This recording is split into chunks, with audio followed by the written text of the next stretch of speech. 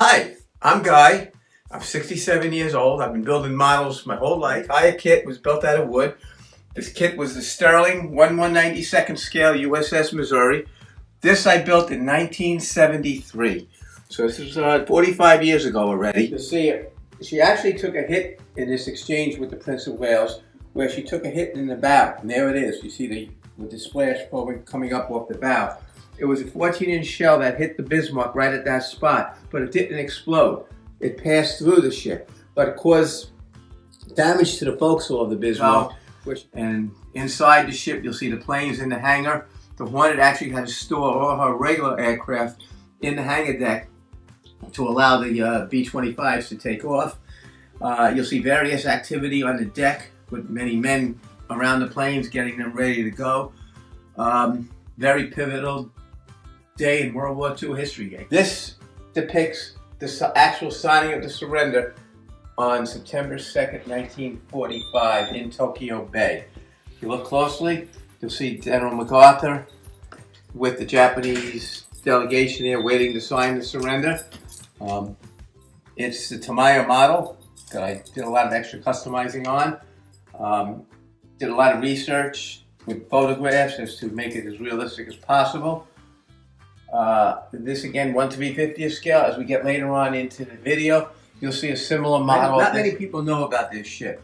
This is 1/250th scale. This was the sister ship of the much more famous Yamato. The Musashi, very similar to the Yamato.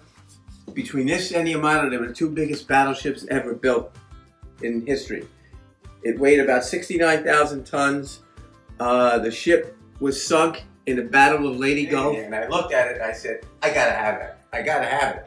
So we went online. Here we have the USS Lexington 1/350th scale as she appeared in May 1942 at the Battle of Coral Sea. This was a very important battle in naval history because this battle, right after Pearl Harbor, was the first battle in history where both sides, meaning the Japanese and the Americans, fought their battle without ever seeing each other. In other words, there was no surface combat. It was strictly aircraft carriers versus aircraft carriers. Here we have the USS Ronald Reagan. It's one of the more recent Nimitz-class aircraft carriers. It's a little bit smaller model than the others. This is 1/800th scale. But again, I still try to get as much detail as possible in it, even though it's a smaller scale. If you look, you'll see the plane taking off. And if you come to the rear of the ship or the stern, it's actually a Grumman Hawkeye landing, coming in for a landing on the ship. Tried to depict the activity on the flight deck as best I could. You see the men working on the deck, getting ready to launch planes. Great model. It's the trumpeter, Kitty Hawk, famous ocean liners. On the top is the SS United States, 1/400th scale. A lot of activity on the deck. You'll see people, passengers on the deck.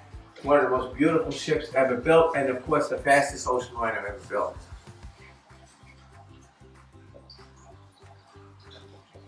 Below that, we have the Queen Elizabeth. Queen Elizabeth was put into service during World War II as a troop transport. After the war, she was converted back to an ocean liner, and that's when she made her maiden voyage and ran service from 1946 right through to the late 1960s. And below her, we have the Queen Mary. By the way, the Queen Elizabeth was 1/600th scale. The Queen Mary is 1/570th scale. Again, the Queen Mary and Queen Elizabeth both ran transatlantic service in the late 40s through the late 60s. Queen Mary's Japanese aircraft carriers. On the top, we have 1/350th scale of Zuikaku. The Zuikaku was involved in the Pearl Harbor raid, and this is depicting the Pearl Harbor raid, and fought in many, many engagements against the United States Navy. Finally, the ship was sunk in October 1944 at the Battle of Lady Gulf. It was the last surviving Japanese aircraft carrier from the Pearl Harbor raid. All the other carriers had been sunk prior to this, when she was commissioned, 1961, 1962. If you look closely, the planes on the deck are planes from that era. You got a Phantom taking off, you got another Phantom ready to take off, you got Vigilantes on there. So again, in its early career, this depicts the USS Enterprise. Again, look closely. You'll see men on the flight deck working with the planes, ready to get them taking off. This was a 1/400 scale model. This is the hood roughly a couple of seconds before she took a direct hit from the Bismarck and was blown up and sunk. I tried to make it as accurate a scene as possible. And if anybody knows much about that battle, the hood never even got her rear guns into action before she was sunk. She was making a turn to the starboard to get her guns into action, but never happened. Again, right before she was sunk. If you look closely, you'll see the men on the deck. You'll see in full action battle stations. A beautiful model of the hood. Beautiful model. By the way, the hood here, also beautiful. We have the German battleship Bismarck. This is 1/200 scale. The kit or the model is almost 5 feet long, depicting the Bismarck as she sailed prior to her engaging the hood of the Prince of Wales. If you look closely at the model, you'll see the swastikas on the deck are painted over, and then they're very hard to make out because right before she left on that mission, they tried painting the swastikas over so the aircraft would not be able to identify her. So I made that as accurate as I could when I built the model. The Armada never really fought any action other than the Battle of Leyte Gulf, which she was designed to do. But again, a beautiful ship, 9 18-inch guns, and just depicts the ship with all the men on it.